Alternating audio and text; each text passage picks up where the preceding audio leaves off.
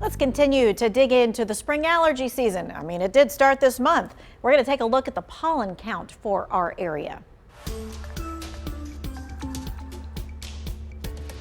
Just how much pollen is in the air today? Well, right now, most of the pollen is coming from all the trees. We're going to take a look at this graphic so that you can see. On the right side of the table, the area is near 31 grains per square meter. What does that mean? Well, the Department of Environmental Quality considers that a moderate amount of pollen in the air. When those numbers starting to tick up, you really need ways to deal with the pollen. You can wear a good pair of sunglasses to protect your eyes from all that pollen that's flying around. If you've been outside, you can take a shower, change your clothes, turn on the air conditioner or an air purifier, and definitely keep those windows closed. And whatever you do not rub your eyes. A couple things that could happen. One, you're disrupting your tear film when you rub your eyes pretty heavily there, and it can cause blurry vision. Your tears can separate on the tear film, causing dryness. And as you rub, you may release more histamine into the eye that leads to more red, watery, and itchy eyes. You want to make sure that you wash your hands when you go back inside. If you've been outside, of course, if you struggle with the itchy eyes, you probably have little bottles of those drops everywhere in your car, purse, gym bag, wherever you can. You know, when I feel bad with allergy issues, I'm much more apt to go to the store and buy a brand name drug, thinking it's going to help me more than a generic. But the consumer experts say, save your money. Myth number one, name brand drugs work better than generics. There's really no difference. There's no necessarily any benefit to getting a name brand over a generic. It's the same drug, so you should expect the same results. On to myth number two. A nasal spray is a nasal spray. All right, let's look at this. There are nasal steroid sprays and nasal decongestant sprays. They may look and kind of sound alike, but they're not. For the nasal steroid sprays, they definitely recommend, giving those a few days up to a couple of weeks. So those are going to, reduce swelling in your nasal passageways. Generally, the decongestant sprays are not recommended for more than a couple of days because those can create rebound congestion. So make sure you're reading labels very carefully. And finally, for myth number three, bagless vacuums are better for allergy sufferers. Before we even answer that, let me just answer the question that you're thinking. How often should you be vacuuming?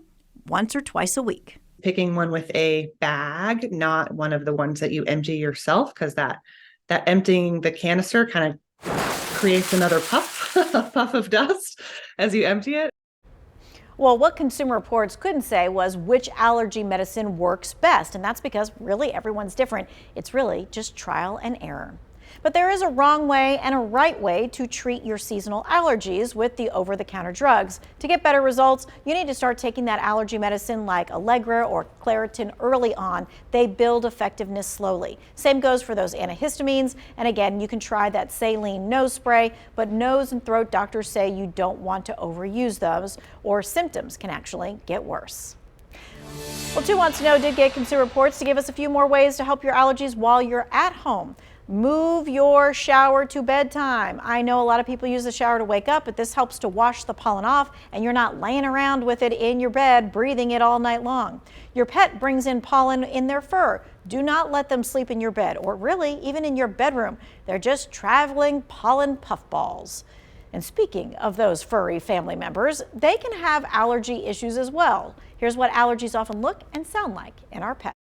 There's two really syndromes we see with dogs with allergies, either a respiratory kind of component or an itchy kind of component with dogs that are allergic to cedars, pollens, and grasses and molds, and even fleas. Dr. Olga Jaimes from Four Paws Animal Hospital says with breathing, the sound is fairly noticeable. We can either see the respiratory side, which is a reverse sneezing kind of syndrome, where they do this wheeze gag. This is what the reverse sneeze sounds like.